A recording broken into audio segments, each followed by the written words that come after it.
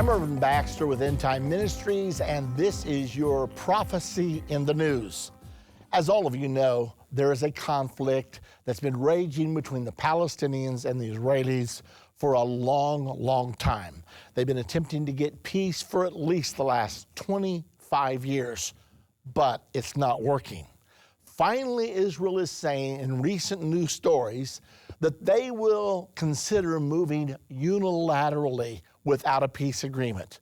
Mahmoud Abbas says, we're not coming to the peace table until you agree to the 1967 borders and Jerusalem as the capital of the Palestinians. Well, Israel's not going to agree to Jerusalem as the capital of the Palestinians. It's never been the capital of the Palestinians. It's always been Israel's capital, and Israel says it will be our eternal, undivided capital. Consequently, no negotiations, no progress. However, pressure is building from the world community.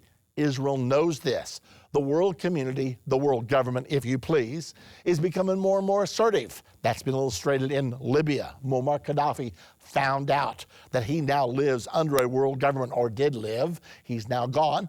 And now Bashar Assad is feeling the pressure. We don't know how that one in Syria is going to turn out. But Israel is reading the handwriting on the wall. Israel realizes that if she doesn't find a way to solve her problem, the world community is eventually going to solve the problem for her, and they won't like the outcome.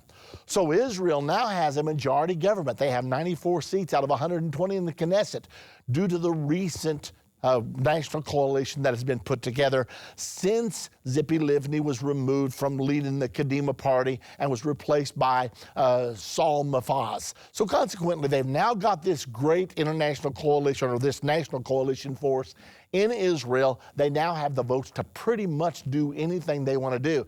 Well, Ehud Barak yesterday in his speech broke the news that Israel might consider unilateral action. What would this mean? Well, Israel would simply say, okay, we don't want to rule the Palestinians. We want you to have your own government. We can't agree on where the border should be, so we're going to try to make a reasonable assessment of where we think they should be. How we can draw borders that would leave most of the Palestinians living under Palestinian control, leave most of the Israelis living under Israeli control, also provide Israel with defensible borders, and thus we can solve this problem.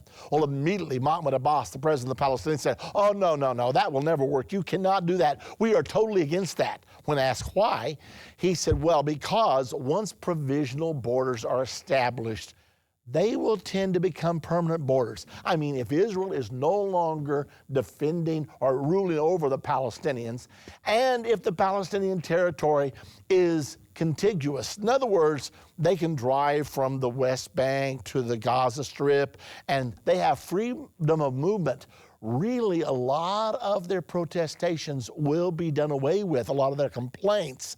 So the Palestinians say, if Israel makes this move, then we stand to lose, and we'll never have Jerusalem as our capital. And why do they want Jerusalem as their capital? Well, that's a good question. I think it's because Israel wants Jerusalem as its capital. I mean, after all, couldn't the Palestinians put their capital in Ramallah? They've never had a capital anywhere in the world before. So why do they say over and over again, we must have Jerusalem, we must have Jerusalem? Well, it looks like it's because Jerusalem is the heart and the soul of the Jewish nation, and if Jerusalem is surrendered, then that would continue to keep Israel on a very tenuous foothold, so to speak. Okay, now what's going to happen? Will Israel act unilaterally? Well, we don't know that for sure. We do know for sure, though, ultimately, the Temple Mount is going to be under a sharing arrangement. We also know there will be Jews living in the area of Judea, now known as the West Bank or the occupied territories. So it looks like probably there's going to be an agreement, but we don't know for sure that there's not going to be this unilateral action taking place. The point is, Israel, a lot of people said she has no choices, she has no room for a negotiation, but all of a sudden Israel's pulled a rabbit out of the hat and said, we'll just act unilaterally.